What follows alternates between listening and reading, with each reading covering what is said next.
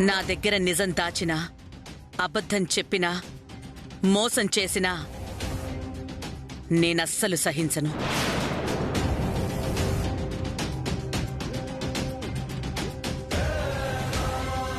సరే అత్తయ్య, మరోసారి నా వల్ల ఇలాంటిది జరగదు. సరే, తిను.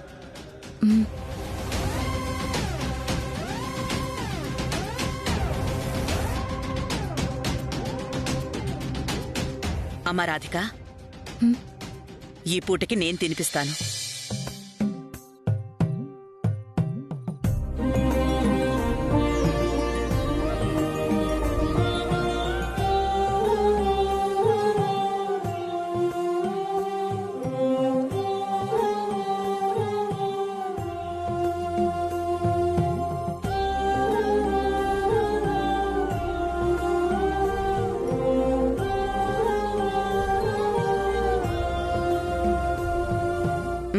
తినమ్మా.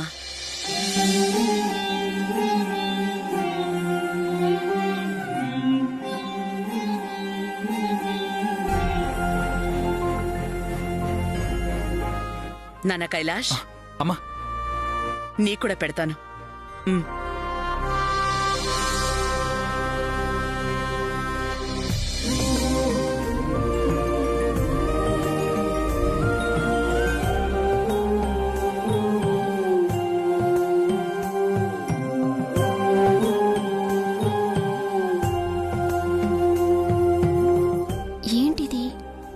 ఉదయం ఒడిబియ్యం కింద పడిందని అత్తయ్య అక్కని కొట్టింది.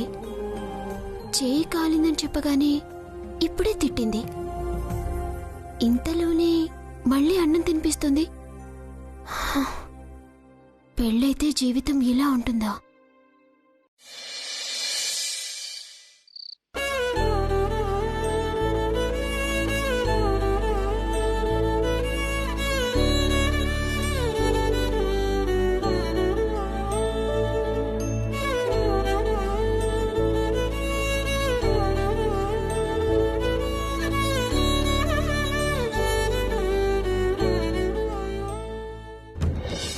అమ్మ మీద ఉన్న గౌరవం వల్ల తను రాధికని కొట్టినప్పుడు నేనేమీ మాట్లాడలేకపోయాను. అందుకు రాధిక ఎంత ఫీల్ అయిందో ఏంటో. రాధికని ఎలా అయినా ఆ మూడ్ నుంచి మామూలు మనిషిని చేయాలి.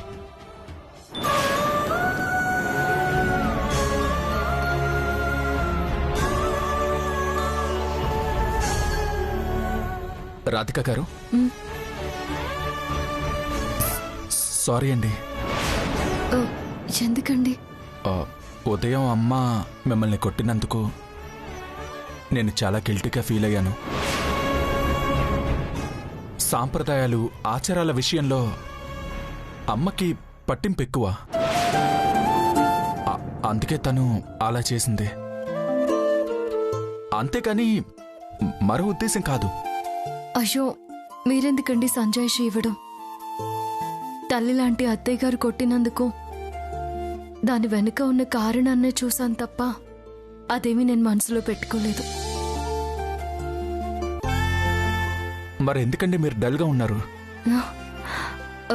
నేనా? అదేం లేదండి. ఉండండి, నేను మీకు హెల్ప్ చేస్తాను.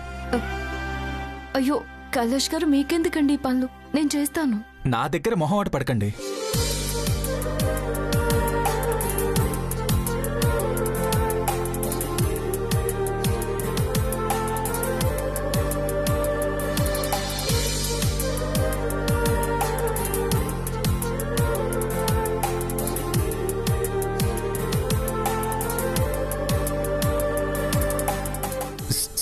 సారీ అండి, ఇది నా వల్ల కావట్లేదు.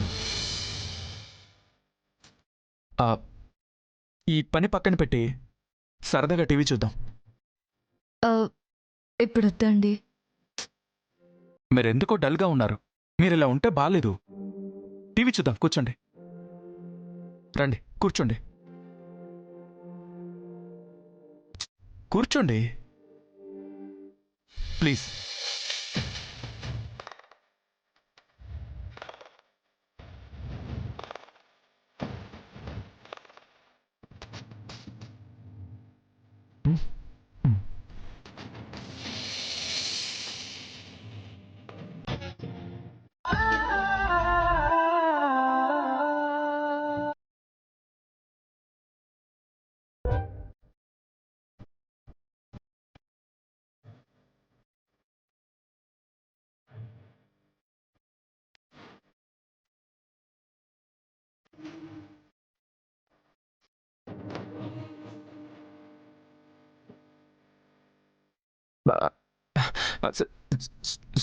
సారీ రాధిక గారు, అది ఛానల్ మార్చేస్తాను, వేరే ఛానల్ పెడతాను. సారీ.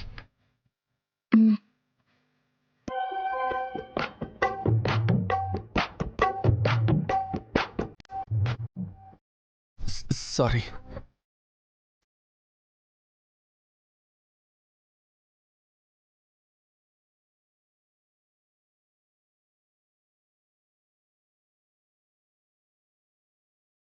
సారీ రాధిక గారు, మార్చేస్తాను.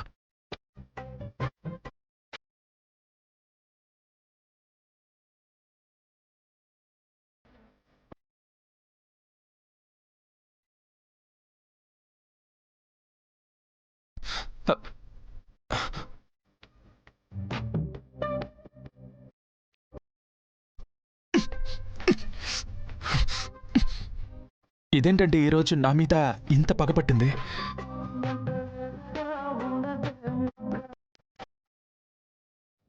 ఒక్క నిమిషం అండి.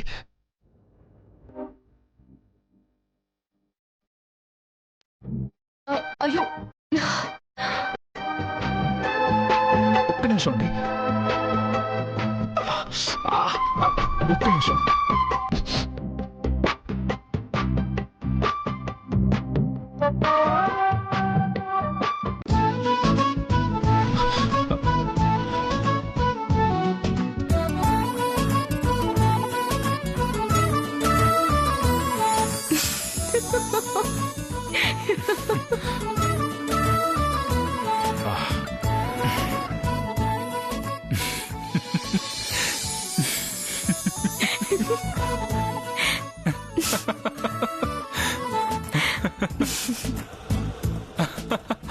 రాధిక గారు, మీరు నవ్వేశారా?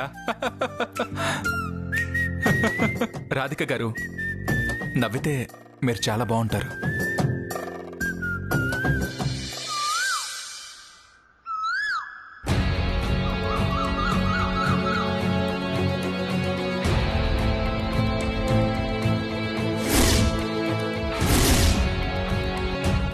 అమ్మా,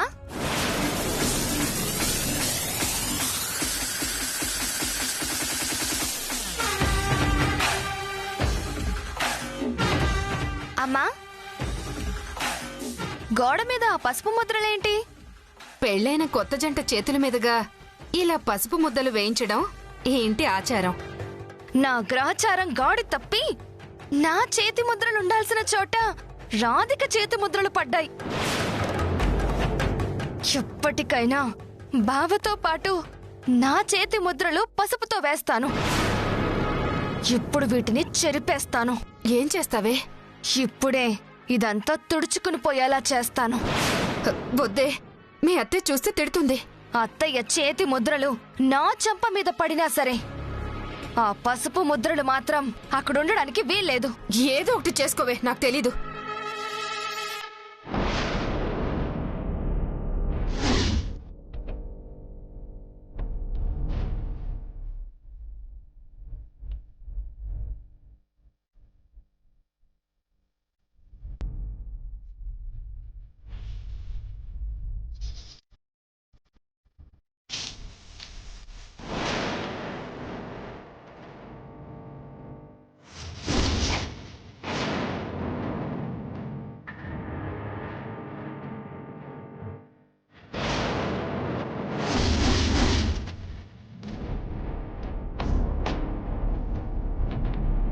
మల్లేశ్వరి,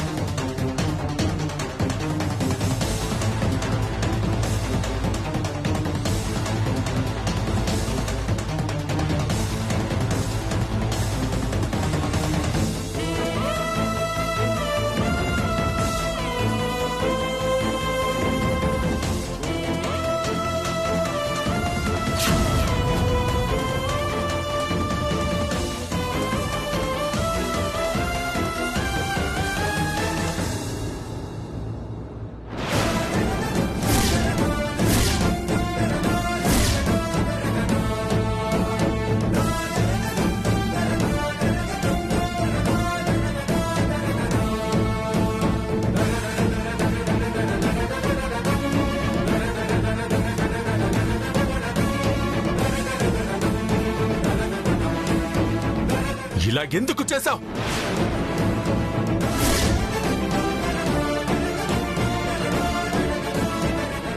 జీవితాంతం మా పెళ్లికి గుర్తుగా ఉండాల్సిన పసుపు ముద్రల్ని నీళ్లు పోసి ఎందుకు చెరిపేశావు?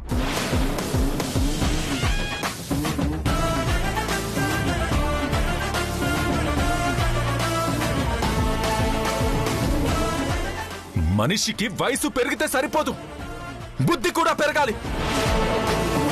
ఒకరి తీపి జ్ఞాపకాలను చెరిపేయకూడదన్న జ్ఞానం లేదా నీకు? అది కాదు బావా. Shut up!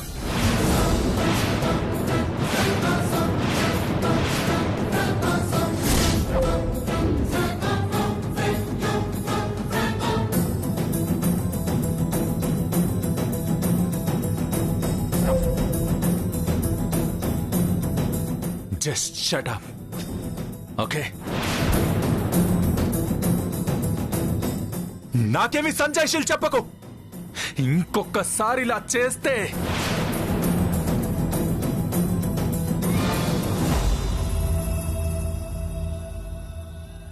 ఈ ఇంటికి మీరు అతిథులు మాత్రమే, సొంత మనుషులు కాదు.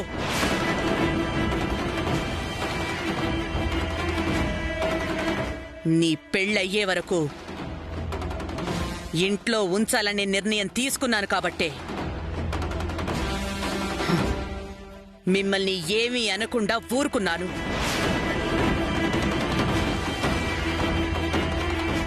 కానీ నా కొడుకుని బాధ పెట్టే విధంగా, కోపం తెప్పించే విధంగా ప్రవర్తిస్తే మాత్రం అస్సలు క్షమించను. క్షమించత్తయ్యా. అది గోడ మీద మరకగా భావించి చెరిపేశానే తప్ప బాధ పెట్టాలనే ఉద్దేశంతో కాదు. తెలియక చేసింది వదిన గారు. మల్లీశ్వర్ ఇంకోసారి ఇలా చేయకుండా నేను చూసుకుంటాను. ఈ ఒక్కసారికి క్షమించండి.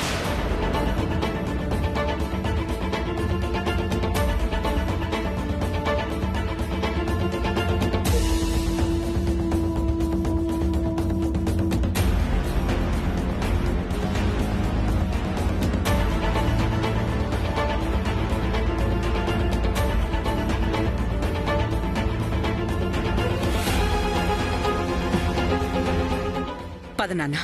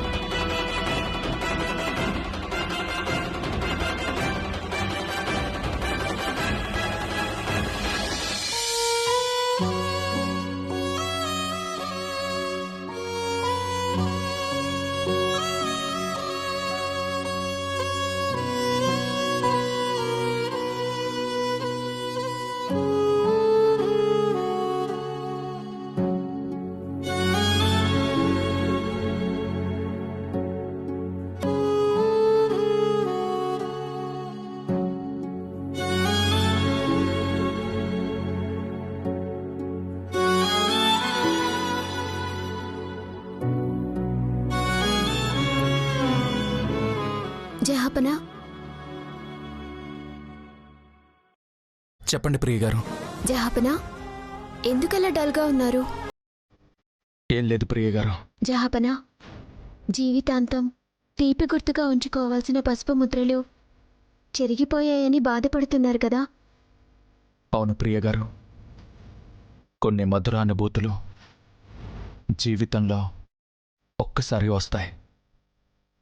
ఆ తీపి గుర్తుల్ని భద్రంగా కాపాడుకోకపోతే చేతు జ్ఞాపకాలుగా ఎప్పటికీ బాధ పెడుతూనే ఉంటాయి.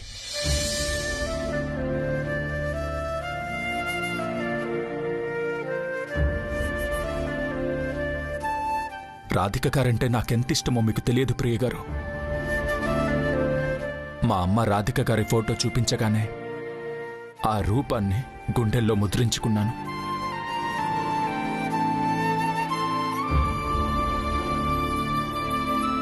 ఆ క్షణం నుంచే రాధిక గారిని ఇష్టపడ్డం మొదలుపెట్టాను. అమ్మ తర్వాత రాధిక గారికే నా గుండెల్లో ఆ స్థానాన్నిచ్చాను. తన ఆలోచనలతో క్షణాలు యుగాలయ్యాయి. త్వరగా మా పెళ్లి జరిగి భార్యగా నా పక్కకు రావాలని నా మనసు ఎంత ఆరాటపడిందో. రాధిక గారు నా కళ్ళ ముందుంటే చాలు, నేను ఈ ప్రపంచాన్నే మర్చిపోతాను.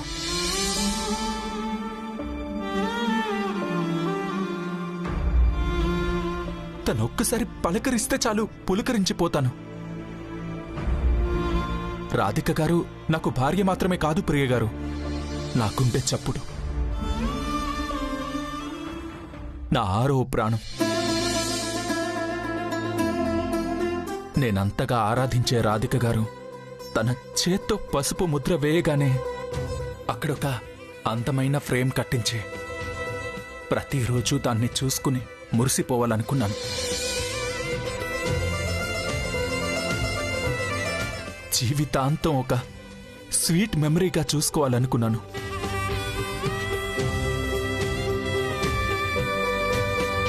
కానీ ఇలా అవుతుందనుకోలేదు. రాధిక గారి చేత్తో వేసిన పసుపు ముద్ర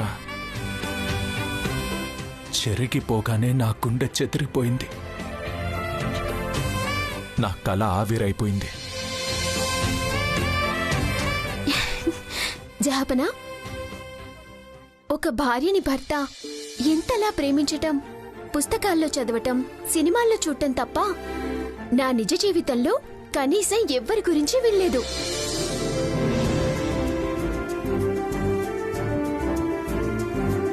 మీలా ఆరాధించే భర్త దొరికినందుకు మా అక్క చాలా అదృష్టవంతురాలు బావగారు.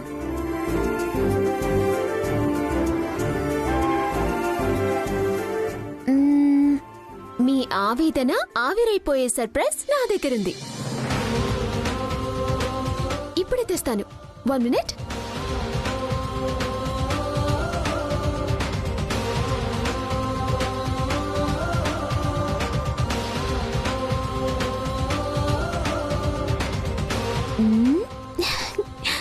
జహాపనా,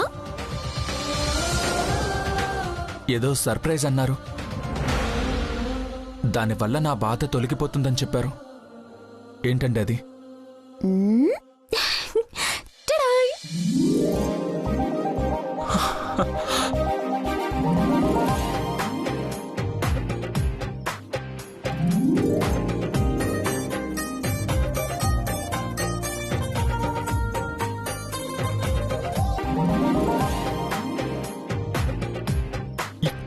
ఈ పసుపు ముద్రలు క్లాత్ మీదకి ఎలా వచ్చాయి? నేనే ఆ గోడ మీదున్న వాటిని ఈ క్లాత్ మీద ప్రింట్ తీశాను. ఆ రోజు అక్క తన చేత్తో పసుపు ముద్ర వేస్తున్నప్పుడు మీ కళ్ళల్లో ఆనందం చూశాను. మీరా గుర్తుల్ని ఎంతగా ఇష్టపడుతున్నారు అని అప్పుడే అర్థమైంది. అందుకే వాటిని ఈ క్లాత్ లో బంధించాను. ఒక మంచి ఒకేషన్లో దీన్ని మీకు పెద్ద ఫ్రేమ్ కట్టించి గిఫ్ట్ గా ఇవ్వాలనుకున్నాను. కానీ మీ బాధను చూసి ఇప్పుడే ఇవ్వాల్సి వచ్చింది. థ్యాంక్ యూ సో మచ్ ప్రియ గారు. మీరు నాకిచ్చిన ఈ గిఫ్ట్ చాలా గొప్పదే. ఇందుకు బదులుగా మీకేం గిఫ్ట్ కావాలో అడగండి, ఇస్తాను. ఏదడిగినా ఇస్తారా? డెఫినెట్లీ. అదెంత కష్టమైందైనా సరే సాధించి తీసుకొస్తాను. అయితే మీలా అమితంగా భార్యని ప్రేమించే అబ్బాయి నాకు భర్తగా కావాలి. తీసుకొస్తారా? ఖచ్చితంగా తీసుకొస్తాను. అబ్బాయి ఎలా ఉండాలి చెప్పండి? 6 అడుగుల ఎత్తుండాలి. తెల్లగా ఉండాలి. నా కోసం ఏదైనా చేయగలడన్న నమ్మకం ఉండాలి.